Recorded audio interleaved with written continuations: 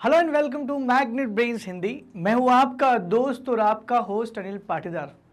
दोस्तों, आज के इस वीडियो में हम लोग क्या पढ़ने वाले हैं, जैसा कि आपको पता है हम लोग उत्तर प्रदेश बोर्ड के अंतर्गत कक्षा 8वीं का सामाजिक विज्ञान पढ़ रहे हैं और सामाजिक विज्ञान के अंतर्गत हम लोग इतिहास विषय कर रहे हैं। इतिहास विषय के अंतर्गत हम लोग हमारा जो चैप्टर नंबर 3 है उस तक पहुंच चुके हैं और ये जो चैप्टर नंबर 3 है यानी पाठ क्रमांक 3 है, इसका नाम है भारत में कंपनी राज्य का विस्तार। भारत में कंपनी राज्य का जो विस्तार हुआ था, यानी जो ईस्ट इंडिया कंपनी जब भारत में आई थी, ये ईस्ट इंडिया कंपनी जब भारत में आई थी तो इसने भारत में कैसे अपना विस्तार किया, मतलब कैसे कैसे राजाओं को हरा हरा के पूरा क्षेत्र इन्हें हथिया लिया। इसी कहानी के बारे में आज हम लोग पूरा पढ़ने वाले हैं, क्योंकि आज हम करने वाले हैं अध्याय नंबर 3 का कंप्लीट चैप्टर रिवीजन। आइए शुरुआत करते हैं सेशन की और अंग्रेजों की पूरी कहानी समझते हैं। इससे पहले कि मैं शुरू करूं, मैं बताना चाहूंगा कि मैग्नेट ब्रेन्स एक ऐसा प्लेटफॉर्म है जो आपको सभी प्रकार के वीडियो बिल्कुल फ्री आपको प्रोवाइड करता है। आप चाहे तो हमारे इन वीडियो को हमारे YouTube channel magnet Brains Hindi में जाकर देख सकते हैं। आप चाहे तो इन सभी वीडियो का आनंद हमारे वेबसाइट magnetbrains.com पर जाकर भी देख सकते हैं। दोनों जगह पर आपको दो सारी की सारी चीजें बिल्कुल फ्री आपको प्रोवाइड की जाती हैं। आइए दोस्तों, शुरुआत करते हैं मैसूर से। सबसे पहली बात करते हैं, देखिए अंग्रेजों ने अपने साम्राज्य की शुरुआत कब की, अगर आपसे प्रश्न पूछा जाए तो आपका उत्तर होना चाहिए सन 1757 से। मैं थोड़ा इसके पहले की बात क्लियर कर देता हूं।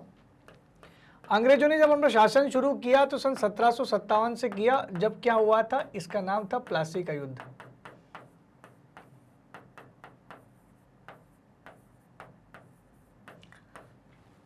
इससे पहले वाले चैप्टर में हम लोगों ने प्लासी के युद्ध के बारे में अच्छे से डिटेल में चर्चा की थी। इससे पहले वाले चैप्टर में हम लोगों ने बक्सर के युद्ध के बारे में चर्चा की थी। ये प्लासी का युद्ध और ये बक्सर का युद्ध, ये दोनों के दोनों युद्ध बड़े निर्णायक माने जाते हैं, क्योंकि इसी युद्ध के दम पर बक्सर का युद्ध, क्योंकि इन्हीं युद्ध के आधार पर अंग्रेजों ने भारत में शासन करने की इच्छा जागृत की थी। इससे पहले अंग्रेज केवल व्यापारिक कंपनी के रूप में थे। तो जैसे कि मैं आपको बता रहा हूं कि बंगाल को जीतना और उस समय मुगल साम्राज्य भी इतना पावरफुल नहीं था, अवध को जीतना ये एक तरफ था, लेकिन फिर भी भारत में अगर विस्तार करना है, अंग्रेजों को अगर भारत पे कब्जा करना है तो भारत की दो बड़ी बड़ी ताकतों को हराना होगा। उसमें से एक ताकत थी मराठा और दूसरी जो ताकत थी वो थे मैसूर। तो आज के इस वीडियो में हम लोग मेन इन दो ताकत की बात ही करेंगे, लेकिन इसके अलावा जो छोटे छोटे रियासतों से राजाओं जो अंग्रेजों की लड़ाई हुई थी उनकी चर्चा भी मैं इस वीडियो के दौरान करने वाला हूं। तो सबसे पहले बात करते हैं मैसूर की, कि मैसूर क्या है भाई। ये मैसूर वो मैसूर साम्राज्य है। आज की बात करें तो आज के वर्तमान में जिसे हम कर्नाटक कहते हैं वो कभी मैसूर हुआ करता था।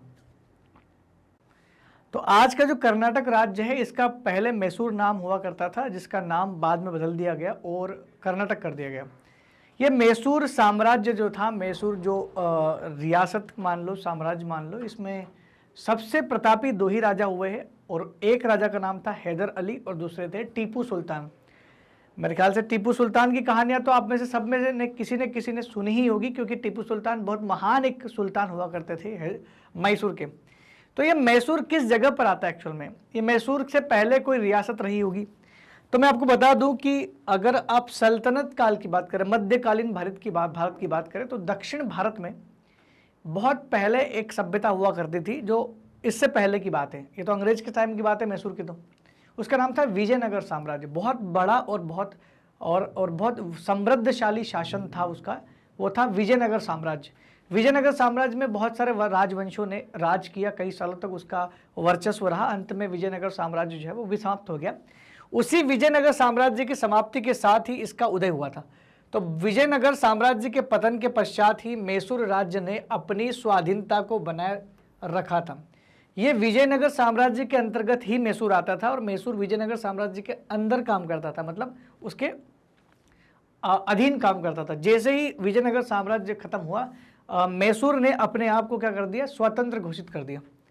18वीं सदी के प्रारंभ में हैदर अली ने मैसूर की सेना में एक साधारण सैनिक के रूप में काम किया। ये बहुत साधारण अधिकारी के रूप में काम करते थे मैसूर की सेना में।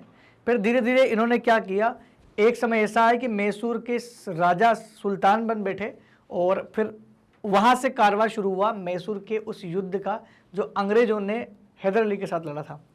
तो एक साधारण अधिकारी के रूप में काम प्रारंभ किया था और 1761 ईस्वी में मैसूर राज्य पर अपना अधिकार जमा लिया। मतलब सन 1761 में ही हैदर अली साहब जो थे वो मैसूर के राजा बने। उसने बिदनूर, सुदा, कन्नड़ और मालाबार के इलाके पर कब्जा कर लिया।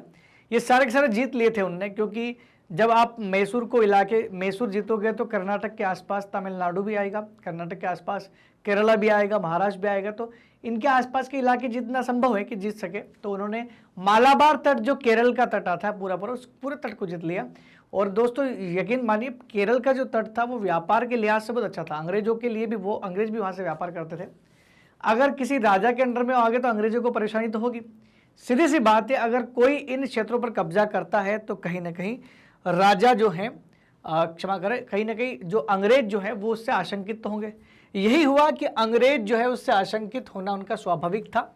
और इसी के चलते सन 1767 से लेकर के 1799 तक, 1767 से लेकर के 1799 तक मैसूर और अंग्रेजों के बीच युद्ध हुए। लगातार 4 आंग्ल मैसूर युद्ध हुए, एंग्लो मैसूर वॉर इनको कहा गया।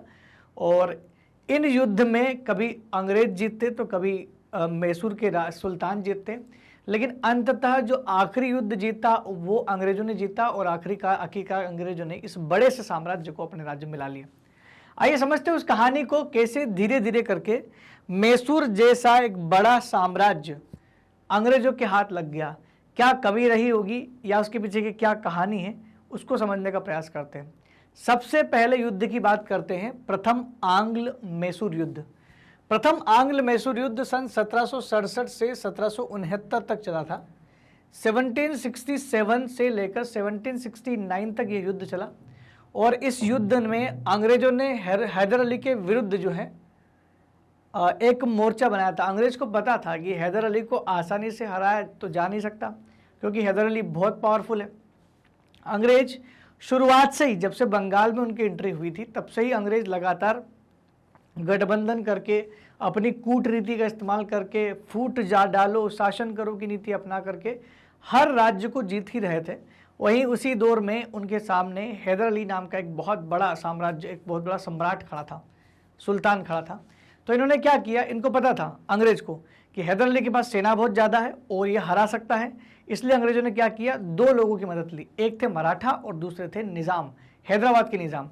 हैदराबाद के निज़ाम को भी मैसूर की बहुत सारी प्रॉपर्टीज़ चाहिए थी और मराठा को भी यहाँ पर बहुत सारा धन की वो एक्सपेक्टेशन कर रहे थे, क्योंकि उनको पता था कि साम्राज्य चलाने के लिए धन की आवश्यकता होगी और मैसूर को हम लोग जीत लेते हैं तो कहीं ना कहीं अंग्रेजों की तरफ से बहुत सारे पैसा हमको मिलने वाला है। तो यही हुआ कि अंग्रेजों ने हैदर अली के विरुद्ध निज़ाम और मराठों और एक और कर्नाटक का नवाब भी शामिल हो गया, इसका सम्मिलित मोर्चा बनाया। मतलब 4 लोगों ने, 4 अलग अलग शक्तियों ने मिलकर के हैदर अली को हराने की साजिश रची। लेकिन हैदर अली भी इस मामले में कम नहीं था। हैदर अली भी काफ़ी राजनीति जानता था। उसको पता था कि निज़ाम हो या मराठा हो, इनको आसानी से इधर से उधर किया जा सकता है। उनको ये बात पता थी कि अगर मराठों को पैसों का प्रलोभन दिया, निज़ामों को ज़मीन का प्रलोभन दिया जाए तो शायद ये हमारी अंग्रेज़ों की बजाय हमारी तरफ से लड़ेंगे। तो हैदर अली ने क्या किया, मराठों को धन देकर और निज़ाम को प्रदेश का प्रलोभन देकर अपनी ओर मिला लिया। अब वही मराठा और वही निज़ाम जो अंग्रेज के साथ खड़े हुए थे, अब वो हैदर अली के साथ आ गए। क्यों? क्योंकि उनको पता था कि अगर ये दोनों मेरे पास आ गए तो अंग्रेज तो हरा नहीं सकते अकेले में। शायद इसी वजह से उसने कर्नाटक पर तुरंत हमला कर दिया। हैदर अली ने वेट नहीं किया, उसने समझ में आ गया कि इससे पहले कि दोबारा से ये बाजी पलटे, उससे पहले आक्रमण कर दिया जाए। और 1.5 वर्ष तक यह युद्ध होता लगा, लगातार 1.5 साल तक युद्ध लड़े। और 1769 में हैदर अली और अंग्रेजों के मध्य संधि हुई। अंग्रेजों से हैदर अली हार नहीं पा रहे थे। अंग्रेजों ने मजबूर होकर के संधि का सहारा लिया, युद्ध विराम करवाया गया और एक संधि हुई जो 1769 में हुई। और इस संधि में ये बोला गया कि जो जो प्रदेश आपने जीते हैं, जिसने जो प्रदेश जीते हैं, सबके अपने अपने जीते हुए प्रदेश एक दूसरे को वापस दे दिए जाए। और एक और यहाँ पर एग्रीमेंट साइन किया गया कि यदि हम दोनों में से, हम दोनों मतलब अंग्रेज हो या हैदर अली हो, हम दोनों में से किसी पर भी कोई तीसरा देश हमला करता है या कोई विपत्ति आती तो एक दूसरे की मदद करेंगे। तो विपत्ति में एक दूसरे की सहायता करने का वचन भी दिया गया इस एग्रीमेंट के द्वारा। लेकिन जल्द ही अंग्रेज अपनी बात पर बने नहीं रह सकते थे। जल्द ही अंग्रेजों ने अपनी जो बात है वो अपना जो उन्होंने हमें दिया था वचन वो तोड़ दिया। इसी वजह से सेकंड वॉर हुआ था। तो प्रथम वार का तो यही हुआ कि हैदर अली हार नहीं पाया, तो हैदर अली से उन्हें संधि कर ली और जो क्षेत्र छीने गए तो वापस ले लिया। द्वितीय आंग्ल मैसूर युद्ध 1780 से 1784 के बीच में हुआ। तो जो सेकंड आंग्ल मैसूर युद्ध था वो 1780 से लेकर 1784 तक हुआ। दोस्तों इस युद्ध को पढ़ने से पहले मैं बता दूं कि ये युद्ध 2 फेज में हुआ था। एक फेज 1780 से 1782 तक चलता है, जब तक हैदर अली इस युद्ध को लड़ रहा था। 1782 में हैदर अली की मृत्यु हो जाती है और हैदर अली की जगह उनका पुत्र टीपू सुल्तान गद्दी संभालता है और 1782 से 1784 तक टीपू सुल्तान इस युद्ध को लड़ता है।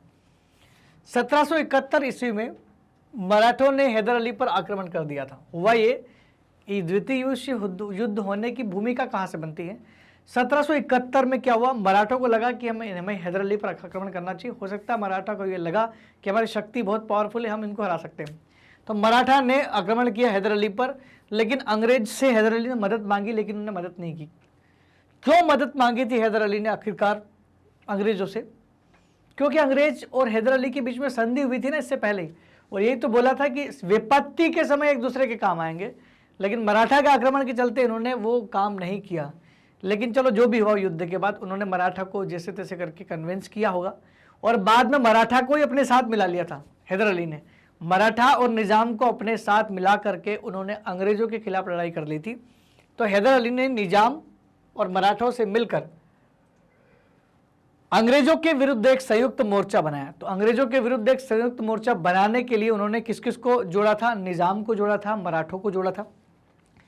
जुलाई 1780 में हैदर अली ने कर्नाटक पर आक्रमण किया। दोबारा कर्नाटक पर आक्रमण हुआ है, पहले में भी कर्नाटक पे हुआ था। और कर्नल बेली के अधीन अंग्रेजी सेना को पराजित कर दिया। कर्नल बेली जो थे अंग्रेजी सेना के नेतृत्व करता थे और ये कर्नल बेली को हरा दिया गया और अंग्रेज ने निजाम तथा मराठों को हैदर अली से अलग कर दिया। जब उनको लगा कि हार गए हैं, तुरंत हार गए थे युद्ध। जब तुरंत युद्ध हारे तो उन्होंने एक नीति बनाई कि जब तक ये हैदर अली को निजाम और मराठा से अलग नहीं करेंगे, हैदर अली को जीत पाना मुश्किल है। इसलिए उन्होंने तीनों को अलग कर दिया और अलग करने के बाद फिर क्या किया, तीनों ने मिल करके हैदर अली पर आक्रमण किया और हैदर अली क्या हो गए? पराजित हो गए।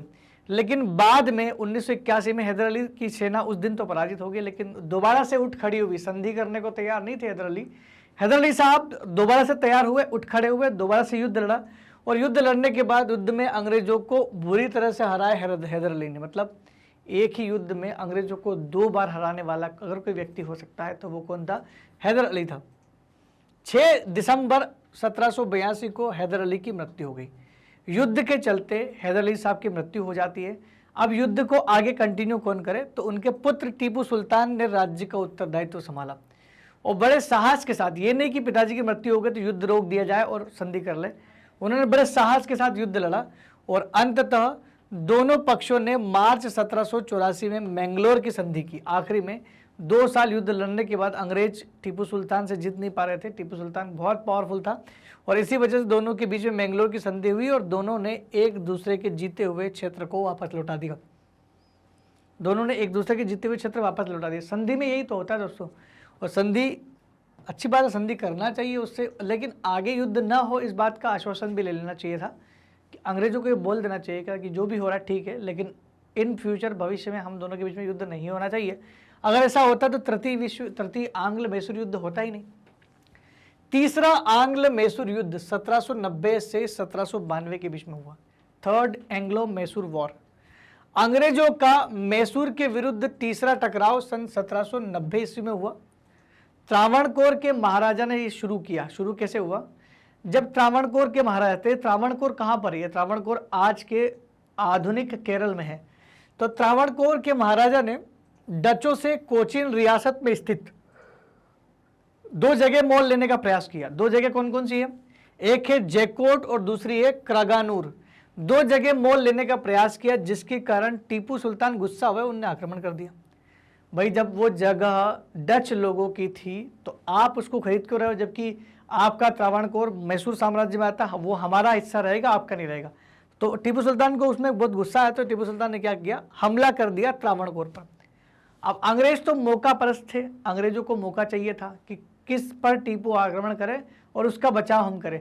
तो त्रावणकोर के राजा की तरफ से अंग्रेजों ने उनके पक्ष में टीपू पर आक्रमण कर दिया कि अगर आप त्रावणकोर पर आक्रमण कर रहे हो, हम आप पर आक्रमण करेंगे।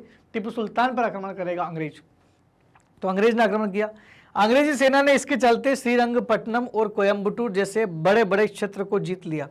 श्रीरंगपट्टनम और कोयम्बटूर जैसे बड़े क्षेत्र को जीतने की वजह से ही तो ये संभव हुआ कि अगर इतने बड़े क्षेत्र जीत जाएंगे अंग्रेज तो कहीं ना कहीं टीपू को बहुत नुकसान होगा, क्योंकि श्रीरंगपट्टनम बहुत बड़ी जगह थी उनके अंडर में। मराठा तथा निजाम की सहायता से उन्होंने टीपू को हराया। अब मराठा और निजाम फिर से अंग्रेज के साथ में चले गए, क्योंकि अंग्रेजों ने उन्हें प्रलोभन दिया था बहुत सारी जमीन जायदाद का, राज्य साम्राज्य देने का। तो दोनों को ये लगा कि अब अंग्रेज अगर ये हार गए टीपू सुल्तान तो बहुत सारे राज्यपाट हमें मिल जाएगा, सीधी सी बात से वसूली की बात है। तो टीपू ने 1792 ईस्वी में श्रीरंगपट्टनम की संधि कर ली, क्योंकि वो हार चुका था। किसकी सहायता से, निजाम और मराठा की सहायता से उसको हरा दिया था। लेकिन यहाँ अंग्रेज जब जीते, अच्छा इससे पहले हैदर अली जीता तो लेकिन कुछ बोला नहीं उसने बोला ठीक है आप जाओ अपने अपने क्षेत्र ले लो।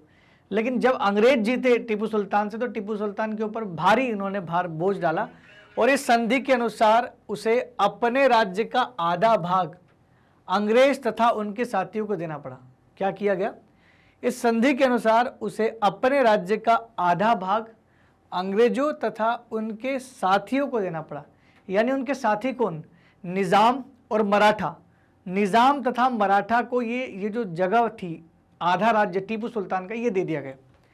अंग्रेजों को बारामहल, डिंडीगुल और मालाबार जैसे जिले मिले। तो अंग्रेजों को कौन कौन से जिले प्राप्त हुए, अंग्रेजों को डिंडीगुल प्राप्त हुआ, मालाबार, बारामहल। अंग्रेज ये जिले इसलिए चाहते थे क्योंकि अंग्रेजों को यहाँ से व्यापार करना था और टीपू सुल्तान को बोला कि 3 करोड़ रुपए क्षतिपूर्ति के रूप में देना पड़ेगा। सोचो उस समय किसी के राजकोष में से 3 करोड़ रुपए की राशि निकाल ली जाए तो राजा जो है वो काफ़ी कमज़ोर हो जाएगा, क्योंकि उस समय राजाओं के पास इतना ज़्यादा पैसा नहीं होता था कि वो इतना किसी देश को देने के बाद अपने क्षेत्र का शासन भी चला लें। बड़ी मुश्किल थी। यही तो अंग्रेजों का ट्रिक था कि अगर 3 करोड़ रुपए से ले लिया तो अपने सैन्य शक्ति मजबूत नहीं कर पाएगा।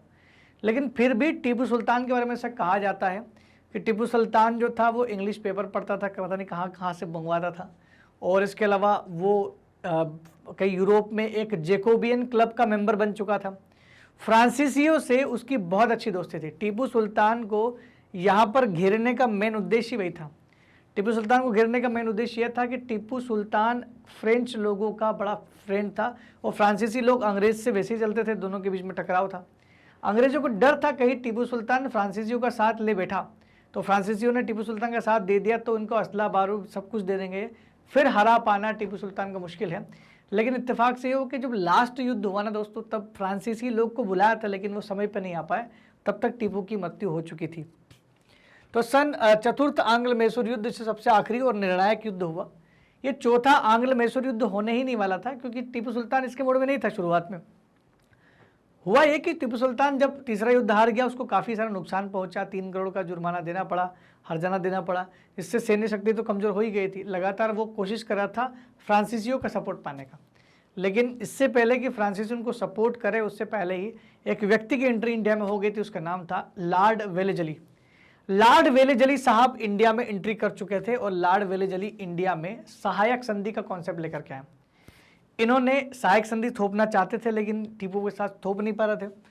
इन्होंने क्या किया, धोखे से टीपू सुल्तान के ऊपर हमला किया। क्यों किया, एक तो पहली बात तो लॉर्ड वेलेजली का रोल बताया था मैं। लॉर्ड वेलेजली ने देशी राजाओं को अपने अधीन करने की योजना बनाई। उनकी यह योजना सहायक संधि कही जाती थी। उनकी जो योजना थी इसे क्या कहते थे, सहायक संधि के नाम से जानते थे। वेलेजली ने टीपू पर यह दोष लगाया कि वह निजाम तथा मराठों के साथ मिलकर अंग्रेजों के विरुद्ध षड्यंत्र रच रहा है। क्या कहा वेलेजली ने कि यह निजाम और मराठों के साथ मिलकर अंग्रेजों के खिलाफ षड्यंत्र कर रहा है। कौन कर रहा है, ये टीपू सुल्तान कर रहा है। जिसकी वजह से दिक्कत यह है कि 1799 में उनने, किनने, वेलेजली साहब ने, अंग्रेजों ने टीपू के विरुद्ध एक अभियान आरंभ कर दिया। टीपू इस युद्ध में बहादुरी के साथ लड़ा। टीपू सुल्तान ने, चूंकि वो जैकोबियन क्लब का मेंबर था जो कि यूरोप में चलता था, इस लिहाज से फ्रांसीसी लोग उनका मदद करने के लिए आ रहे थे। फ्रांसीसी लोग रास्ते में थे, ऐसा कहा जाता है कि वो आ रहे थे, लेकिन उससे पहले ये हुआ कि टीपू सुल्तान वीर गति को प्राप्त हो गया और फिर हो ही नहीं पाई युद्ध ढंग से। तो टीपू सुल्तान बहादुरी के साथ लड़ता हुआ वीर गति को प्राप्त हो गया। मैसूर पूरी तरह से अंग्रेजों का आधिपत्य में आ गया। उसने इन दोनों राज्य में बांट दिया, कहीं कुछ मराठा को दे दिया तो कुछ जो है वो निज़ाम को दे दिया। और इसकी एक प्रिय उक्ति थी, वो लड़े तो लेकिन वो एक बड़ी अच्छी बात बोलते थे कि एक शेर की तरह एक दिन जीना बेहतर है, लेकिन भेड़ की तरह लंबी जिंदगी जीना अच्छा नहीं है। तो एक भेड़ की तरह जीने से अच्छा है एक दिन का शेर बन के जी लेंगे। तो उस दिन शेर की तरह लड़ा था टीपू सुल्तान। अंत में टीपू सुल्तान भले ही मारा गया, टीपू सुल्तान की हार हुई हो, मैसूर चला गया। लेकिन दोस्तों ये आंग्ल मैसूर युद्ध की जो कहानी है, जो लगातार 30 साल से लंबे समय तक, अरसे तक अंग्रेजों का वक्त लगा इसको जीतने में, इससे पता चल सकता है कि कितनी बड़ी पावर थी उस समय मैसूर, जिसको जीतने में अंग्रेजों को 30 से ज़्यादा साल लग गए। अब बात करते दूसरी शक्ति के बारे में, जिसका नाम है मराठों से संघर्ष। तो मराठा जो थे वो एक अगली पावर थे, मतलब मुगल के बाद जो दूसरी सबसे बड़ी पावर हुआ करती थी भारत में, वो मराठा पावर थी। और धीरे धीरे मराठा शक्ति इतनी ज़्यादा आगे बढ़ रही थी कि मुगल भी उनके सामने कमज़ोर हो चुके थे। लेकिन एक युद्ध हुआ जिसकी वजह से मराठा शक्ति क्षीण होने लग गई, और उस युद्ध का नाम था पानीपत का तृतीय युद्ध। तब तक अंग्रेज इस बात का एनालिसिस कर रहे थे कि कौन सी शक्ति पावरफुल है, कौन सी नहीं है। और मराठा से अगर अंग्रेज सीधी लड़ाई लड़ते तो कभी शायद जीत भी नहीं पाते, लेकिन अहमद शाह अब्दाली ने वो आधा काम कर दिया था जो पानीपत के तृतीय युद्ध में हुआ था। आइए समझते हैं मराठों के उत्कर्ष की और उनकी शक्ति कैसे क्षीण हो गई, उस सब कहानी को। मुगल साम्राज्य की पतन अवस्था में मुगलों की केंद्रीय सत्ता निर्बल और प्रभावहीन हो चुकी थी, और इसी मुगल सत्ता के निर्बल और प्रभावहीन होने की वजह से एक मराठा संघ जो है वो काफ़ी ऊपर उठ रहा था। ये मराठा संघ क्या कहलाता है? बहुत सारे लोग मराठा बोलते तो हैं, लेकिन मराठा के अंदर आता क्या है? एक्चुअल में मराठा साम्राज्य या मराठा संघ के अंतर्गत 4 अलग अलग मराठा की शाखाएं थी। 4 अलग अलग, ये शाखाएं बोल दो या इनके अलग अलग पार्ट बोल सकते हैं, जिसमें नागपुर के भोंसले आते थे, बड़ौदा के गायकवाड़ आते थे, इंदौर के होलकर आते थे और ग्वालियर के सिंधिया आते थे। शायद ग्वालियर के सिंधिया जो है आज भी आपने नाम तो सुना ही होगा, और होलकर और सिंधिया के नाम जरूर सुने होंगे आपने। तो एक तो थे भोसले साहब, एक थे गायकवाड़, एक थे होलकर और एक थे सिंधिया। ये सरनेम जरूर आपने सुने होंगे। इनका सबका प्रमुख एक ही व्यक्ति होता था, वो होता था पेशवा। इसी वजह से संघ बंधा हुआ था, क्योंकि चारों का एक ही पेशवा होता था और वो पूना में बैठते थे। तो पेशवा जो थे वो मराठा के सबसे बड़े सरदार बोल सकते थे या प्रधानमंत्री बोल सकते थे। तो कहीं ना कहीं प्रधानमंत्री होता था इनके एक। और अफगान शासक अहमद शाह अब्दाली, जैसा कि आप देख पा रहे हैं, ये अफगानिस्तान का शासक था अहमद शाह अब्दाली। दोस्तों नादिर शाह का अगर आपने नाम सुना है तो ये उसी का मतलब उसी के बाद में आता है। तो अहमद शाह अब्दाली ने मराठा संघ की सेनाओं को सन 1761 के पानीपत के तीसरे युद्ध में पराजित कर दिया। पानीपत का तीसरा युद्ध पानीपत में ही हुआ होगा, डेफिनेटली पानीपत में हुआ है। पानीपत जगह पर मराठा की चारों शक्तियां, जिसको हम लोग बोलते हैं ना, गायकवाड़, भोसले, होलकर और जो सिंधिया, ये चारों ने मिलकर के युद्ध किया अहमद शाह अब्दाली से। लेकिन अहमद शाह अब्दाली यहाँ पर युद्ध जीत जाता है, और इस युद्ध की जीत के कारण जो धीरे धीरे मराठा की जो शक्ति थी वो क्षीण हो गई। अब जब मराठा की शक्ति क्षीण हो गई, मराठा शक्ति कमजोर हो गई, तो यहाँ पर सभी मराठा सरदार एक दूसरे से लड़ने लगे। लड़ाई किस बात की हुई? लड़ाई इस बात की थी कि अब पेशवा कौन। तो पेशवा पद की लड़ाई यहाँ पर चालू हो गई थी। बस अंग्रेज उसी मौके का इंतजार कर रहे थे, और अंग्रेजों ने इनके बीच की कलह को, जो बीच में इनके अंदर अंदर जो फूट पड़ रही थी, उसका फायदा उठाते हुए मराठों को बांटना शुरू कर दिया था। दोस्तों अगर अहमद शाह अब्दाली 1761 के पानीपत युद्ध में अंग्रेजों को नहीं मराठा को नहीं हराता, तो मराठा जल्द ही मुगल साम्राज्य पर कब्जा कर लेते। और फिर क्या होता? फिर ये होता कि 1764 का बक्सर का युद्ध मुगल सम्राट न लड़ते हुए मराठा लड़ते बंगाल के नवाब और अवध के नवाब के साथ, और अंग्रेज कभी भी भारत में पांव पसार ही नहीं सकते। लेकिन उल्टा ये हुआ कि यहाँ पर अहमद शाह अब्दाली ने इनको हरा दिया था। और ये हुआ कि मराठों का ध्यान, अब सबका ध्यान कहाँ चला गया, पूना पर केंद्रित होने लगा और पेशवा यानी प्रधानमंत्री पद को पाने के लिए उनमें आपस में होड़ होने लगी। अंग्रेजों को मराठा सरदार के आपसी कलह का लाभ उठाने का अवसर मिल गया। अंग्रेजों को क्या अवसर मिला? अंग्रेजों का अवसर यह मिला कि जैसे ये लोग लड़ रहे हैं तो इनके बीच में फूट डाल दी जाए, क्योंकि लड़ रहे हैं तो इसका फायदा उठा ली जाए, एक पक्ष को सपोर्ट करेंगे, दूसरे को हरा देंगे। यह अंग्रेज की शुरुआत से नीति थी। तो ये पानीपत के द्वितीय युद्ध ने अंग्रेजों को मराठा शक्ति पर कब्जा करने का एक हिंट दे दिया था और इसी वजह से प्रथम आंग्ल मराठा युद्ध हुआ यह कि 1772 में माधवराव जो थे वो पेशवा हुआ करते थे। उस समय पेशवा माधवराव की मृत्यु हो गई। अब दिक्कत यह कि अगला पेशवा कौन बने, क्योंकि पहले से ही पेशवा पद के लिए लड़ाई चल रही थी कि पेशवा कौन बने। उसी बीच उसके चाचा माधवराव की मृत्यु के बाद उसका जो चाचा थे उसका नाम था रघुनाथ राव। रघुनाथ राव पेशवा बनना चाहते थे, उनकी बड़ी चाह थी कि अब तो मैं पेशवा बन जाऊंगा। उनको लगा कि रास्ता क्लियर है, लेकिन ऐसा नहीं हुआ और नारायण राव के नवजात पुत्र को पेशवा की गद्दी पर बिठा दिया गया। एक नवजात पुत्र शिशु को वहां पर गद्दी पर बिठाया गया। नारायण राव माधवराव के बेटे के भाई थे, तो उनके लड़के को यहाँ पर बिठाया गया था। तो रघुनाथ राव को बड़ा गुस्सा आया कि यार ये तो सही नहीं हुआ भाई, अगर माधवराव की मृत्यु हुई तो रघुनाथ राव को बैठना था। तो उसने क्या किया, इनके खिलाफ जाते हुए रघुनाथ राव अंग्रेजों की शरण में चले गए और उन्होंने अंग्रेजों से सहायता मांगी। तब क्या था भाई, अंग्रेज के पास आप खुद गए हैं, अंग्रेज उसी का तो वेट कर रहे थे कि कब ये मराठा में से कोई शक्ति परेशान होकर मेरे पास आए और मैं इनका साथ देके इनके मामलों में इंटरफेयर कर दूं।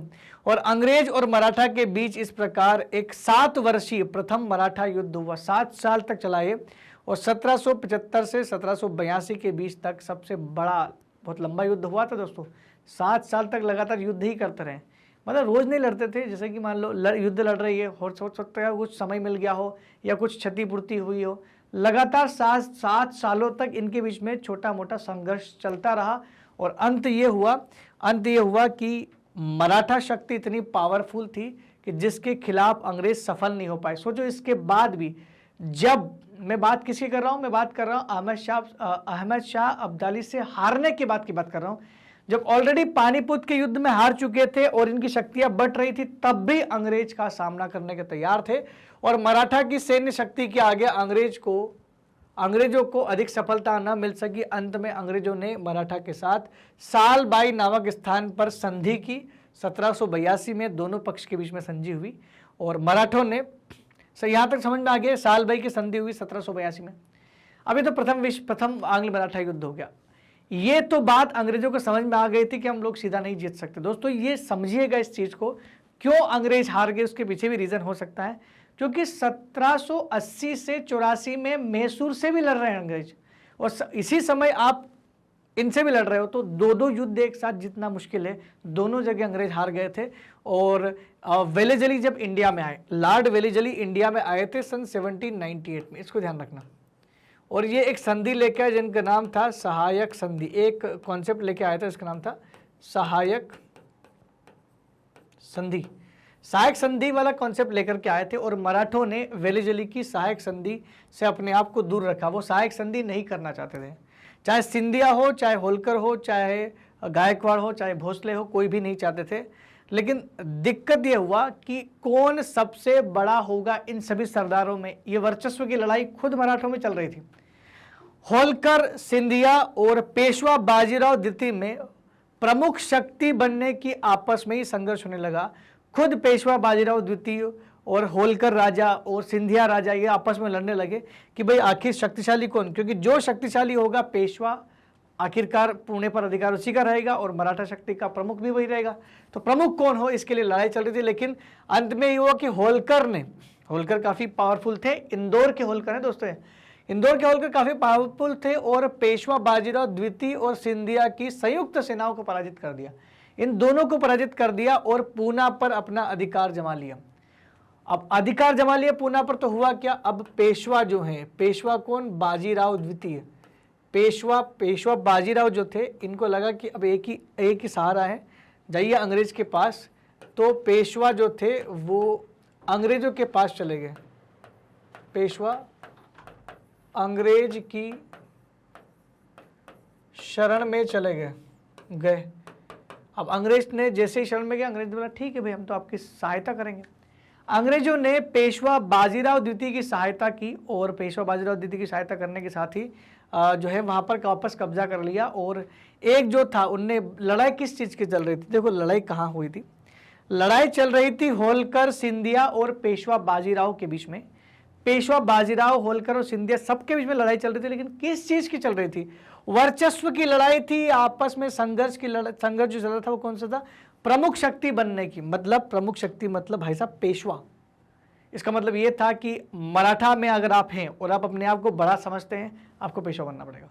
तो अंग्रेजों ने एक काम कर दिया, उन्होंने क्या किया कि आपके बीच की लड़ाई का कारण पेशवा है ना, ये पेशवा का एकाधिकार समाप्त कर देते और आप अलग अलग काम कर सकते हैं। अब आपको पेशवा की बात मानने की आवश्यकता नहीं है, आप इंडिपेंडेंट है। इसका मतलब यही है कि अंग्रेजों ने पेशवा का एकाधिकार समाप्त कर दिया। अब पेशवा का उन सभी अलग अलग चारों सरदारों पर अधिकार नहीं रहेगा, वो अपना अपना इंडिपेंडेंट काम कर सकते हैं। ये अंग्रेजों ने अच्छा काम किया, इनको लग रहा होगा, लेकिन एक्चुअल में अंग्रेज इनको सबको स्वतंत्र करना चाहते थे ताकि एक एक से लड़के इनको हरा सके, क्योंकि सबको एक साथ लड़के हराना अंग्रेजों के लिए पॉसिबल नहीं था। इसलिए अंग्रेजों ने इसका एकाधिकार समाप्त कर दिया। द्वितीय आंग्ल मराठा युद्ध की बात करते हैं। पहला तो समझ में आ गया आपको कि क्या हुआ था, बहुत लंबा चला युद्ध, काफी सालों तक, लेकिन सफलता फिर भी नहीं मिली। द्वितीय आंग्ल मैसूर युद्ध, जो आंग्ल मराठा युद्ध, द्वितीय आंग्ल मराठा युद्ध में पूरे मराठा के खिलाफ नहीं था। नाम भले इसका आंग्ल मराठा रखा गया हो, लेकिन मैंने बोला ना कि एकाधिकार समाप्त कर दिया, मतलब चारों को अलग अलग कर दिया था इन्होंने। अब क्या किया अंग्रेजों ने, दो पावर के साथ यहां लड़ाई लड़ी, एक था भोसले और दूसरा था सिंधिया। तो भोसले और सिंधिया ने लॉर्ड वेलिजली के विरुद्ध द्वितीय मराठा युद्ध की घोषणा कर दी। इनको लग रहा था कि हम जल्दी से अंग्रेज को हरा देंगे तो हम ताकतवर हो जाएंगे, क्योंकि अंग्रेजों ने एकाधिकार समाप्त किया था और सबको चाहिए पेशवाई। तो सिंधिया और भोसले की संयुक्त सेनाओं ने घोषणा कर दी, जिसमें अंग्रेज जीत गए। अंग्रेज के पास काफी पावर थी, आप नहीं जीत सकते उनसे। उस समय जब वो बड़ी बड़ी राजाओं को हरा चुके थे, तो आप 1803 में कैसे सोच सकते थे कि आप उनको हरा देंगे? तो वो पॉसिबल नहीं था। दोनों ने अगर हरा सकते थे ना तो होलकर को मिलाना था। होलकर, सिंधिया, गायकवाड़, भोसले, चारों के चार मिल जाते तो शायद अंग्रेज हार जाते। सिंधिया को अंग्रेजों के साथ सुरजी अर्जन की संधि करना पड़ी। सुरजी अर्जन गांव है एक, जहां की संधि करना पड़ी किसको? सिंधिया को। और भोसले जो थे उनको अंग्रेजों के साथ देव गांव की संधि करना पड़ी। दोस्तों संधि कोई बहुत अच्छी चीज नहीं कि भाई संधि कर ली तो आपको फायदा हो जाएगा, बहुत नुकसान होता है। अंग्रेजों ने बहुत बड़े बड़े क्षेत्र इन दोनों के, भोसले के और सिंधिया के, अपने अंडर में ले लिया। संधि के तहत दोनों मराठा सरदारों को अपने राज्य का काफी बड़ा हिस्सा अंग्रेजों को देना पड़ा। उन्होंने अपने अपने राज्य में अंग्रेज रेजिडेंट रखना स्वीकार कर लिया। अब वो सहायक संधि को स्वीकार करने की कर लिया, क्योंकि मजबूरी थी। शुरुआत में सहायक संधि स्वीकार नहीं कर रहे थे और बाद में सहायक संधि स्वीकार कर ली। उन्होंने कि ठीक है, हम हार गए युद्ध, हम आपका सहायक संधि स्वीकार करते हैं, हमारे राज्यों को आपके शासन में मिलाइए मत, हम आपके अधीन काम करेंगे। तो दोनों के यहाँ पर रेजिडेंट रखा गया। रेजिडेंट जो होता है ये एक अंग्रेज अधिकारी होता है। एक अंग्रेज अधिकारी है जो कि किसी भी रियासत में राजा के दरबार में उसके साथ बैठता है, उसके पास बैठता है और उसकी डिसीजन मेकिंग में जो भी निर्णय राजा लेता है उसमें अपना योगदान देता है। कौन देता है? वो रेजिडेंट देता है। तो रेजिडेंट कुछ इस तरीके का व्यक्ति होता है। आइए बात करते हैं तृतीय और चतुर्थ आंग्ल मराठा युद्ध, तीसरा और चौथा। चौथा तो नाम मात्र का था दोस्तों, लेकिन तीसरा भी काफी काम का है। तो मैं आपको बता दूं कि तीसरा जो युद्ध हुआ था वो युद्ध हुआ था होलकरों के बीच। अब आपने भोसले और सिंधिया को तो उधर युद्ध हरा करके और सहायक संधि कर ली, लेकिन बचे कौन? बचे होलकर थे जिनको युद्ध रखना था, और सबसे पावरफुली वो थे मराठा में। तो कंपनी ने होलकर के विरुद्ध तृतीय आंग्ल मराठा युद्ध 1804 से 1805 के बीच में शुरू किया, और जिसमें अंग्रेजों ने होलकर को आसानी से हरा दिया, क्योंकि दोस्तों तब तक होलकर अकेले पड़ चुके थे, दूसरी शक्तियां उनके साथ थी ही नहीं। और दोनों के बीच राजपुर घाट की संधि हुई 1806 में, और इसके अंतर्गत भी जो है होलकर भी जो है अंग्रेजी साम्राज्य के अधीन हो गया। तो होलकर भी मिला लिया गया। अब बात आती है उसके बाद क्या हुआ। बात यह हुआ कि पेशवा बाजीराव द्वितीय ने पूना में स्थित अंग्रेजी रेजिडेंट और नागपुर स्थित रेसिडेंसी पर आक्रमण कर दिया। ये अंग्रेज बाजीराव द्वितीय ने क्या किया, अंग्रेजों के रेसिडेंसी और रेजिडेंट पे आक्रमण कर दिया। तो इस आक्रमण को क्या माना गया कि ये चौथा युद्ध छेड़ दिया इन लोगों ने, वो ऑटोमेटिकली हो गया। तो इन्होंने जब अपना क्षेत्र वापस हासिल करने के लिए बाजीराव द्वितीय ने इन पर हमला किया तो उन्होंने इसको चतुर्थ आंग्ल मराठा युद्ध मान लिया। यह मराठों और अंग्रेजों के बीच अंतिम युद्ध था जो चतुर्थ आंग्ल मराठा युद्ध कहलाया। समझ में आ गया? 1817 की बात है ये, जब बाजीराव द्वितीय ने किया था। लेकिन बाजीराव द्वितीय के पास उस समय बहुत कम पावर थी, तो ये तो जाहिर था कि वो उसको हरा ही देंगे। तो हुआ ये कि इस युद्ध में मराठों की सम्मिलित सेना अंग्रेजी सेना से हार गई, क्योंकि मराठा सब परेशान हो चुके थे। होलकर को हरा दिया था, भोसले, ग्वालियर के सिंधिया, सब एक होकर के बाजीराव द्वितीय के साथ मिलकर के एक साथ इन्होंने युद्ध लड़ा। लेकिन अब इनकी शक्ति उतनी पावरफुल नहीं थी कि अंग्रेजों का सामना कर पाए, क्योंकि अंग्रेज तब तक काफ़ी पावरफुल हो चुके थे। और 1817 में सम्मिलित सेना को हराया गया। सिंधिया और होलकर के अधीन राजपूताना राज्य अंग्रेजी राज्य के अधीन हो गए। जो राजपूताना राज्य सिंधिया और होलकर के पास थे वो अंग्रेज के अधीन कहलाएंगे। भले ही राजा होलकर सिंधिया हो, लेकिन अंग्रेज का शासन चलेगा। बाजीराव द्वितीय को बाजीराव द्वितीय का पूना प्रदेश अंग्रेजी राज्य में विलय कर लेगा। पूना जो था, जहां पेशवा बैठता था, उसको पूरी तरह से अंग्रेजी राज्य में मिला लिया और पेशवा के पद को ही खत्म कर दिया कि अब जो पेशवा की लड़ाई आपके बीच में थी उस पद को ही खत्म कर रहे हैं। बाजीराव द्वितीय को 8 लाख रुपए वार्षिक पेंशन देने की मंजूरी मिली और अंग्रेजों ने उनको 8 लाख रुपए वार्षिक पेंशन दी और बिट्ठूर नामक जगह पर उनको पेंशन देके भेज दिया गया कि आप अपनी जो जीवन बचा हुआ इसको यहीं पर जो है समाप्त करिए। अब बात करते हैं हमारी जो जिसकी बात करें बार बार, ये 4 आंग्ल और मराठा युद्ध हो गए, 4 आंग्ल मैसूर युद्ध भी हो गए। काम के थे चारों के चारों।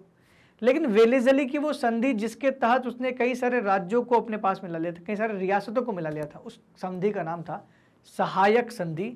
और ये आपकी सहायक संधि कौन लेकर के आए थे? Lord William Wellesley, Lord Wellesley. तो लॉर्ड वेलेजली साहब सहायक संधि को भारत में लेकर के आए थे।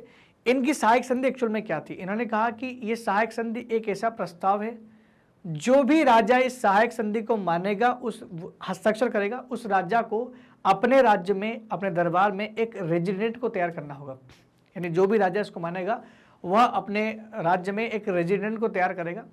रेजिडेंट को तैनात करने पर क्या होगा? राजा जो भी डिसीजन लेगा रेजिडेंट को बताना पड़ेगा और रेजिडेंट के माध्यम से अंग्रेज तक आएगा।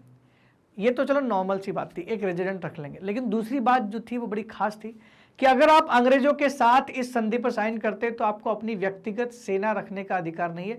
आप अपनी सेना नहीं रख सकते, क्योंकि आपकी सुरक्षा का जिम्मा कंपनी खुद लेगी और कंपनी आपके लिए सुरक्षा प्रदान करेगी। सेना कंपनी की आपकी रक्षा करेगी। लेकिन जो कंपनी की सेना को जो खर्चा होगा रख रखाव का और जो मेंटेनेंस का, वो खर्चा आपको देना पड़ेगा और वही खर्चा बहुत ज़्यादा होता था। अगर मान लो कोई राजा या खर्चा दे नहीं सकता तो उस राजा से उतना ही बड़ा हिस्सा अंग्रेज छीन लेते थे जिस हिस्से की रेवेन्यू इतना हो, कम से कम राजस्व इतना हो जिससे कि उनके सेना का खर्च चल जाए। ऐसे करते करते अंग्रेजों ने बहुत सारे राज्यों के बहुत सारी जगह छीन ली। अवध के बारे में आता है कि अवध के नवाब जो थे वो अंग्रेज के जो है साथ संबंध स्थापित कर लिया था और सहायक संधि पर उन्होंने हस्ताक्षर कर दिए थे। जब अंग्रेज के साथ नवद के नवाब ने सहायक संधि पर हस्ताक्षर किए तो हुआ ये कि 1 साल उन्होंने उनका पैसा नहीं चुकाया जो कि उनकी सेना का खर्च का था अंग्रेजों की।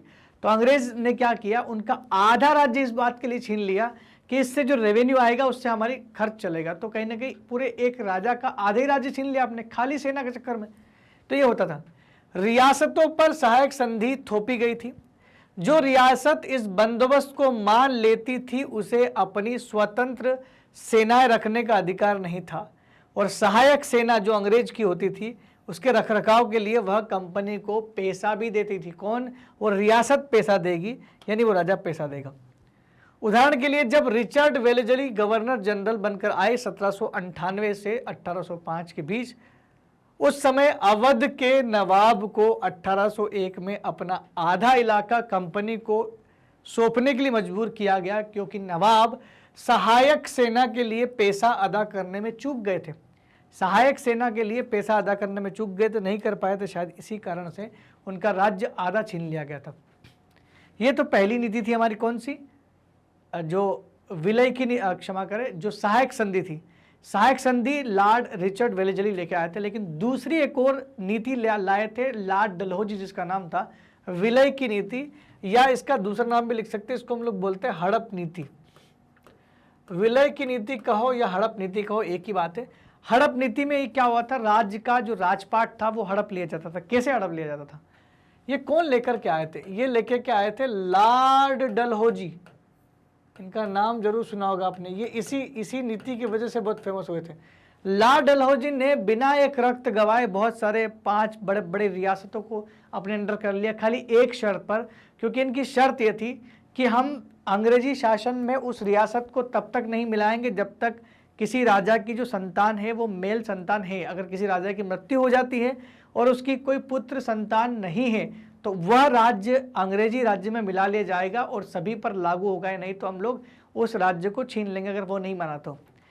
अधिग्रहण की नीति थी। अधिग्रहण की ये आखिरी लहर थी दोस्तों, और सन 1848 से 1856 के बीच में जब गवर्नर जनरल बनकर आए लॉर्ड डलहौजी के शासनकाल में ये लहर चली थी।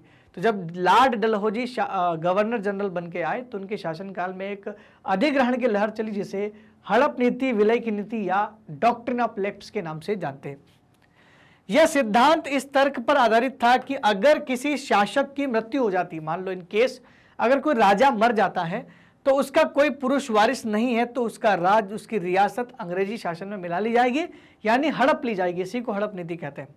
इस सिद्धांत के अनुसार एक के बाद एक कई रियासतें अंग्रेजों के पास चली गई, क्योंकि लगातार इन रियासतों में इत्तेफाक से इनके राजा के पुत्र नहीं थे। जैसे सबसे पहले 1848 में सातारा को सबसे पहले अंग्रेजों में मिलाया गया, सातारा को। उसके बाद 1850 में संबलपुर को भी अंग्रेजी शासन में मिला लिया गया, यह कह के कि इनका बच्चा ही नहीं है। उसके अलावा उदयपुर 1852 में यहाँ पर भी पुत्र नहीं था। नागपुर 1853 यहाँ पर भी पुत्र में नहीं था। और झांसी की रानी लक्ष्मीबाई का झांसी भी इसलिए छीन लिया गया था क्योंकि महारानी लक्ष्मीबाई झांसी का कोई पुत्र नहीं था, उन्होंने दत्तक पुत्र को गोद लिया था, दूसरे पुत्र को गोद लिया था, और गोद लिए हुए बेटे को ये लोग अलाउ नहीं कर रहे थे। महारानी लक्ष्मीबाई ने डलहौजी से इस बारे में चर्चा भी की होगी, लेकिन वो यह थी कि मानने वाले नहीं थे, उनको तो राज्य चाहिए था। अंग्रेज की नीयत तो साफ थी ना कि उनको तो वो राज्य कैसे करके चाहिए, साम दाम दंड भेद, क्यों कोई भी लगा लो, आपको राज्य चाहिए मतलब चाहिए, बात खत्म। तो उसके लिए भले ही वो बेटा हो ना हो, वो कैसे भी करके करना चाह रहे थे। इसी बीच अवध नाम का एक राज्य रह चुका था जो इस नीति में नहीं आता था, उसको भी गलत तरीके से और छलावा करके अंग्रेजों ने उसको भी हड़प लिया था। तो एक साथ इतने बड़े बड़े रियासतें आ गई, डलहौजी ने वो कंप्लीट कर दी लहर, जिसमें जो बचे हुए बड़ी बड़ी रियासतें बची हुई थी वो भी खत्म कर दी। अब आइए दोस्तों उन छोटे बड़े युद्धों की चर्चा करते हैं जिसमें अंग्रेजों ने अवध, बनारस, रहेलखंड और पिंडारियों से युद्ध किया। तो कई छोटे छोटे युद्ध भी हुए जिसमें अंग्रेजों ने अलग शक्तियों से युद्ध लड़ा। हालांकि फाइनली यही हुआ कि अंग्रेज युद्ध जीत गए। आइए बात करते हैं एक एक करके। हम लोग इसमें युद्ध की बात करेंगे, युद्ध कब हुआ था, हम बात करेंगे कि इनके बीच में हुआ था, इसके अंदर हम लोग कारण की चर्चा भी करेंगे और परिणाम जरूर बताएंगे, और साथ ही साथ अगर कोई संधि होती है तो उसकी चर्चा भी करने वाले हैं। बात करते हैं सबसे पहले अवध के साथ अंग्रेजों के युद्ध की। सन 1856 में अवध और अंग्रेजों के बीच में युद्ध छिड़ गया। अवध के बीच में और अंग्रेजों के बीच में जब युद्ध छिड़ा तो यहाँ अवध की तरफ से नवाब वाजिद अली शाह साहब थे, जबकि अंग्रेजों की तरफ से लॉर्ड डलहौजी थे। तो लॉर्ड डलहौजी की तो हड़प नीति थी ऑलरेडी, विलय नीति। तो लॉर्ड डलहौजी जब विलय नीति के द्वारा अवध को नहीं जीत पाए तो अवध को जीतने का दूसरा तरीका उन्होंने क्या निकाला, उन्होंने नवाब वाजिद अली शाह पर कुशासन और अकर्मण्यता का आरोप लगाया। उन्होंने जनता के बीच जाकर आरोप लगाया कि ये लोग ये जो है आपको प्रताड़ित कर रहे हैं, परेशान कर रहे हैं, कुशासन कर रहे हैं, अच्छा शासन नहीं कर रहे हैं, और हम अंग्रेज शक्ति बहुत बड़ी पावर है, हम आपके साथ ऐसा बुरा नहीं होने देंगे। इसलिए वाजिद अली शाह के साथ युद्ध की घोषणा कर दी और परिणाम ये हुआ कि अवध राज्य हार गया और उसको अंग्रेजी राज्य में मिला लिया गया। मेन मोटिव तो यही था, कोई भले की बात नहीं थी। संधि हुई, फिर फैजाबाद की संधि हुई। अंग्रेजों को 22.5 लाख रुपए का कर देना पड़ा और साथ ही साथ नवाब को कलकत्ता में नज़रबंद कर दिया और 12 लाख रुपए पर साल, प्रति साल 12 लाख रुपए पेंशन पर उन्हें रख दिया गया ताकि आप अपना जीवन जिए, लेकिन अब आप भूल जाइए कि आप कभी राजा थे, आप अपना जीवन अलग से जिए। नेक्स्ट युद्ध की बात करें, रुहेलखंड के साथ 1773 में अंग्रेजों का युद्ध हुआ था, रुहेलखंड के साथ हुआ था। और वॉरेन हेस्टिंग्स अंग्रेज के उस समय गवर्नर जनरल थे और रुहेल सरदार हाफिज रहमत खां इधर उनके अपोजिट विरोध में थे। दोनों के बीच में युद्ध हुआ। युद्ध का कारण था 1773 में। 1773 से पहले 1764 के युद्ध की बात कर लूँ मैं। सन 1764 में बक्सर का युद्ध हुआ था, आपको पता है, हम बार बार पढ़ते आए हैं इसको। 1774 में बक्सर का युद्ध हुआ था। बक्सर का युद्ध में नवाब ऑफ बंगाल हार गया था। बक्सर के युद्ध में नवाब ऑफ अवध हार गया था। बक्सर के युद्ध में मुगल सम्राट भी हार गए थे। अब जो हारता है उसके ऊपर जुर्माना तो लगाना पड़ेगा, तो अंग्रेजों ने नवाब ऑफ अवध के नवाब पर जुर्माना लगाया था और रहेल सरदारों ने अवध के नवाब को 40 लाख रुपए देने से मना कर दिया था। उन्होंने बोला कि मत देना इनको पैसे। और रुहेलखंड के इसी प्रकार के रवैये की वजह से वॉरेन हेस्टिंग्स ने उनके ऊपर हमला कर दिया था। हाफिज रहमत खां मारे गए। रुहेलखंड के अधिकांश भाग को अवध में मिला लिया गया और शेष भाग पर रामपुर की रियासत स्थापित हो गई। इस प्रकार रुहेलखंड पूरी तरह से समाप्त हो चुका था, क्योंकि वहाँ के जो हाफिज रहमत खां साहब है वो लड़ तो रहे थे, लेकिन इतना जोश के साथ नहीं लड़ पाए। अगले युद्ध की बात करते हैं जो अंग्रेजों के साथ हुआ, वो था बनारस का युद्ध सन 1780 में। बनारस के एक राजा थे, राजा चेत सिंह। ये राजा चेत सिंह और वॉरेन हेस्टिंग्स के बीच में ये युद्ध हुआ था। वॉरेन हेस्टिंग्स उस भारत के बंगाल के पहले गवर्नर जनरल थे, ध्यान रखना। अब बात करते हैं कि ये कारण क्या था, क्यों युद्ध हुआ। भाई बनारस के साथ युद्ध की क्या कारण थी। बनारस के साथ युद्ध का एक कारण था कि अंग्रेज जो थे फैजाबाद संधि को अंग्रेज ने क्या किया, अंग्रेजों को घुड़सवार और धन और बंदूकची की मांग करने पर चेत सिंह जो था उसको 50 लाख रुपए का जुर्माना आरोपित किया गया था। लगातार मांग मानने से मना कर रहे थे चेत सिंह साहब, अंग्रेजों की मांग मानने से मना कर रहे थे। तो अंग्रेजों की मांग मानने से मना करने के लिए चेत सिंह साहब के खिलाफ ये युद्ध हुआ और दोनों के बीच में संघर्ष तो काफ़ी हुआ। हेस्टिंग्स द्वारा विरोध का दमन कर दिया गया। ये जो बनारस का विरोध हुआ था राजा चेत सिंह का, इसको पूरी तरह से समाप्त कर दिया गया और चेत सिंह के भतीजे को राजा बनाया बनारस का। चेत सिंह के जो भतीजे थे उसको बनारस का राजा बनाया। 22.5 लाख रुपए वार्षिक पेंशन, वार्षिक कर को बढ़ाकर अब 40 लाख कर दिया। उसके भतीजे को बोला कि पहले तो 22 लाख कर था इस पूरे राज्य का, लेकिन अब चूंकि इसने विद्रोह किया अब इसको बढ़ा रहे हैं हम लोग, 40 लाख रुपए देना पड़ेगा आपको, हर साल यहाँ का कर देना पड़ेगा। अब बात करते हैं पिंडारियों से युद्ध की। अंग्रेजों ने अवध, बनारस और रुहेलखंड के साथ साथ कुछ लुटेरों से भी युद्ध किया था। ये पिंडारू कोई रियासत नहीं है, कोई राजा महाराजा नहीं, ये लूट मार करने वाले लोग हैं। तो पिंडारियों से युद्ध, जो लूट मार करने वाले लोग थे, उससे युद्ध 1816 से 1818 के बीच में हुआ था। ये 1816 से 1818 के बीच में ये बहुत परेशान करते थे। एक्चुअल में ये उन्हीं के सामान, रेल वेल लूटना, ये बहुत कुछ करते थे। लॉर्ड हेस्टिंग्स उस समय अंग्रेजों के गवर्नर जनरल थे और पिंडारी में आमिर खां और करीम खां दो प्रमुख व्यक्ति थे। उसके अलावा वासिल मोहम्मद और चीतू, ये और भी लोग थे, लेकिन दो मेन व्यक्ति थे, आमिर खां और करीम खां। पिंडारियों के छापामार युद्ध से परेशान थे। पिंडारी जो होते थे छापामार युद्ध तकनीक जानते थे और अंग्रेजों की बहुत सारी कीमती सामान चुरा लेते थे। अंग्रेजों के आने वाले सामान जो इधर से उधर ले जाते थे उसको ये लूट लेते थे, लूट मार कर रहे थे।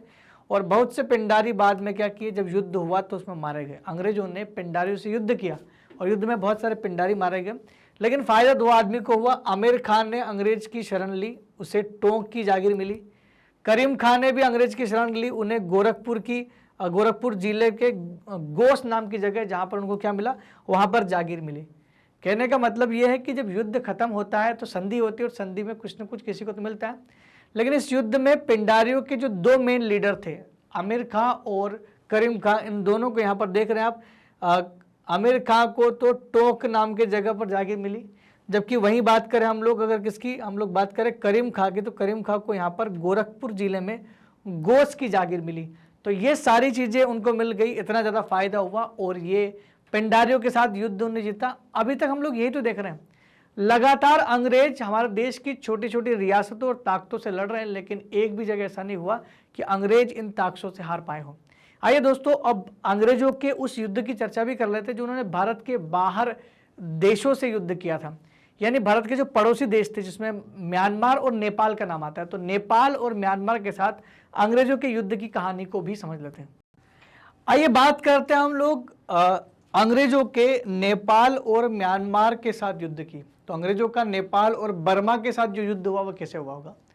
मैं आपको बता दूं कि बर्मा जो है ये म्यांमार आज का ये पुराना बर्मा था, और भारत का पड़ोसी देश है एक नेपाल, जो कि असम और पश्चिम बंगाल से सटा हुआ है, इसके ऊपर मिलेगा आपको।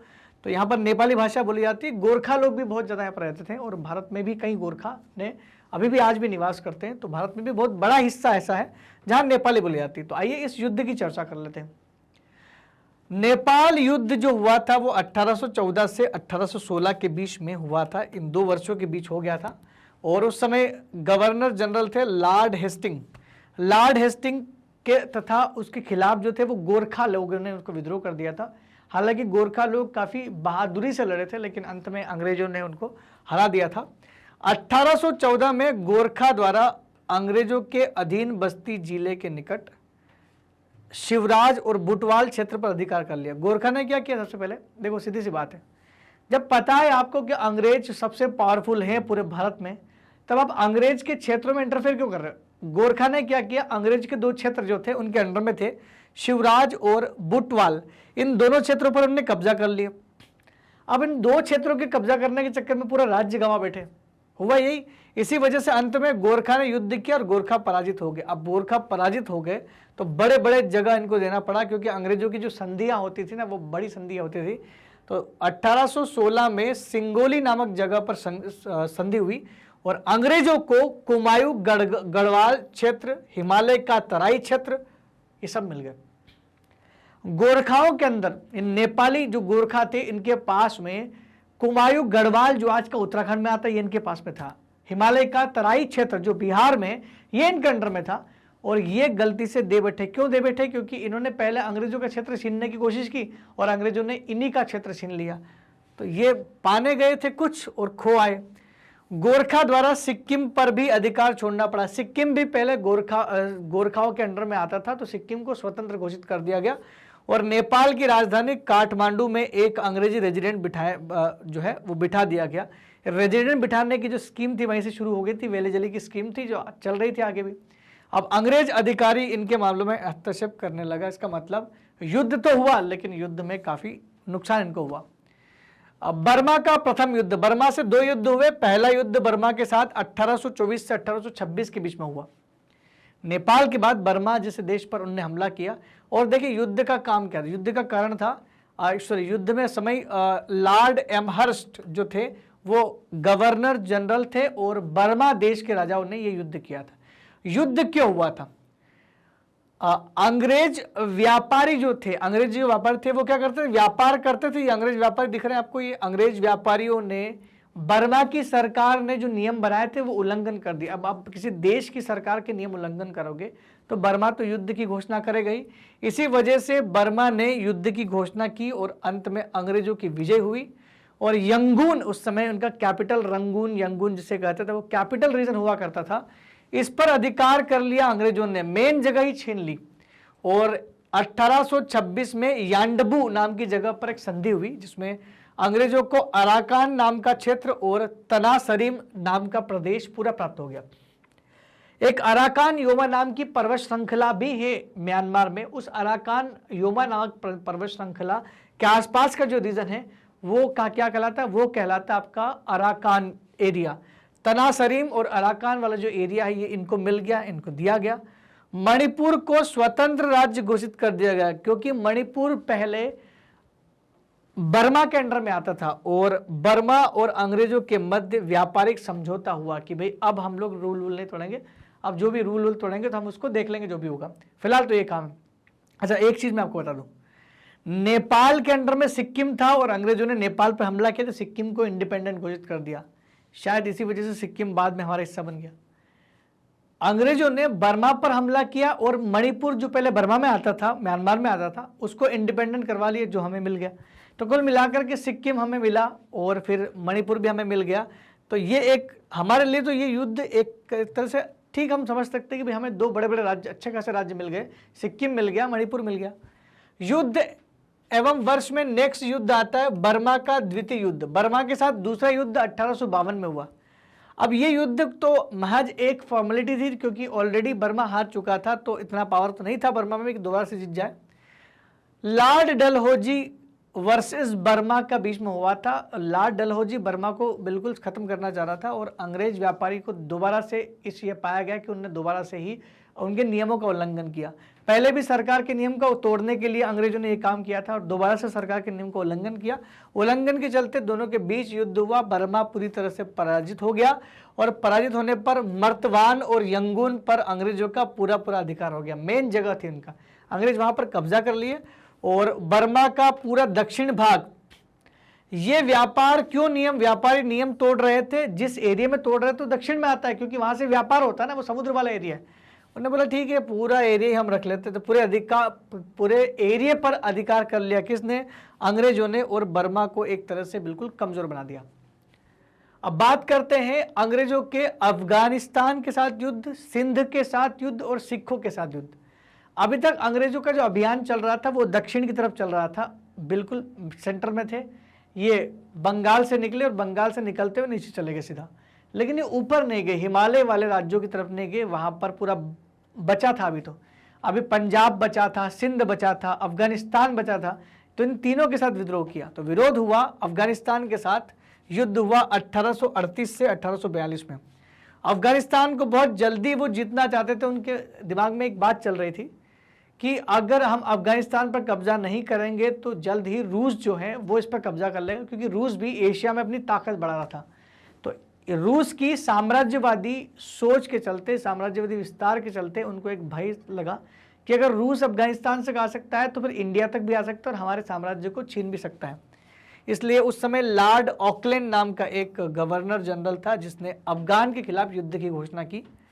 अंग्रेजों को रूसी आक्रमण का भय था, क्योंकि रूस एशिया में अपने प्रभाव को बढ़ा रहा था और अंग्रेज को ये, जिसमें जीत तो नहीं मिली लेकिन क्षति बहुत ज़्यादा हुई, बहुत नुकसान हुआ, काफ़ी सारा पैसा और काफ़ी सारी चीज़ यहाँ पर लग गई। अंत में एक त्रिपक्षीय संधि करना पड़ी युद्ध के बाद शाह शुजा, रणजीत सिंह और अंग्रेजों के बीच।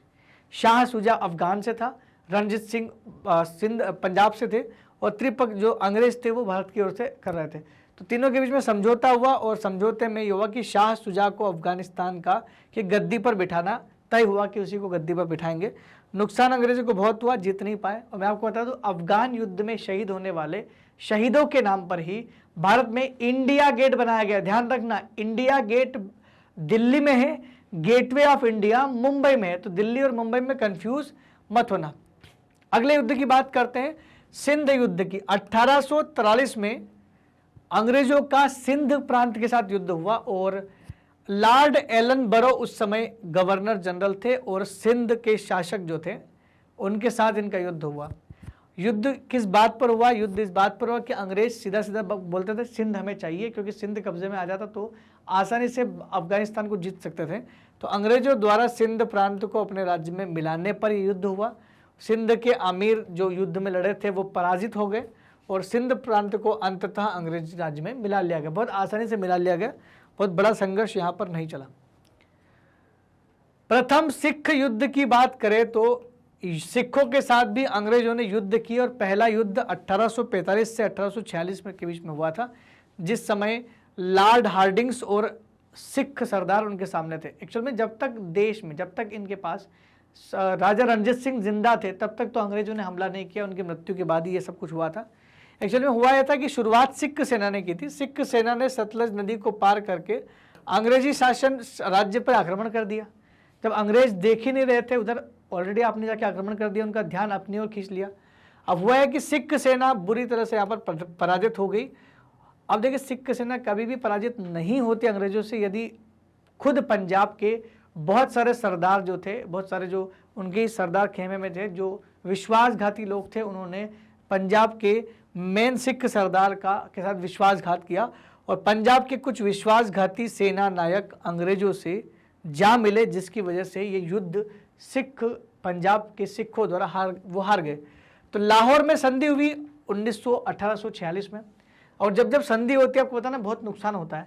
तो नुकसान ये हुआ कि संधि करना पड़ी मजबूरी में सिख साम्राज्य को, और सिखों को पंजाब को संधि करनी पड़ी, जिसकी वजह से क्या हुआ, पंजाब का बहुत बड़ा एरिया जालंधर और सतलुज और व्यास नदी के बीच का एरिया, जिसे दोआब कहते हैं, सतलुज और व्यास नदियों के बीच का दोआब क्षेत्र और जालंधर क्षेत्र इनको देने पड़े। युद्ध के हर्जाने के रूप में सिख को 1.5 करोड़ रुपए देने का बात कही गई कि सिखों को 1.5 करोड़ देना पड़ेगा। वो क्यों इतना पैसा मांगते थे, क्योंकि ताकि इनकी सैन्य शक्ति कमजोर हो जाए, और सैन्य शक्ति कमजोर होगी दोस्तों तो कोई भी राजा लड़ नहीं सकता बिना सेना के, इसीलिए वो ये करते थे। अब इतनी बड़ी धनराशि थी कि सिखों के पास इतनी धनराशि थी नहीं 1.5 करोड़, तो उन्होंने क्या किया, गुलाब सिंह को अपना जम्मू कश्मीर वाला हिस्सा भेज दिया। तो जम्मू कश्मीर को भाग को गुलाब सिंह को बेचना पड़ा, जिससे जो पैसा आया वो अंग्रेजों को चुकाया उनने। तो कहीं ना कहीं अंग्रेज बहुत बेरहमी से भी पेश आते थे, क्योंकि जब संधि का बात आता था तो अंग्रेज हमेशा इस तरह की संधि करते थे। द्वितीय सिख युद्ध, सिख संप्रदाय अभी भी पंजाब उनके अंडर में नहीं आया था। सिख का दूसरा युद्ध 1848 से 1849 में हुआ, और ये युद्ध किया था लॉर्ड डलहौजी ने।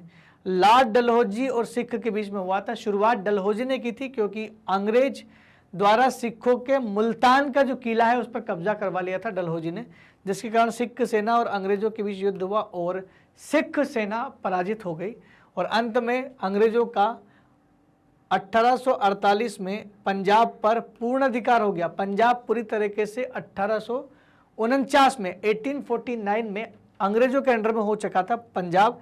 तो पंजाब काफ़ी आखिरी में गया, लेकिन कहीं ना कहीं अंग्रेजों की जो नीतियाँ थी वो ऐसी थी जिससे कोई राज्य अछूता नहीं था।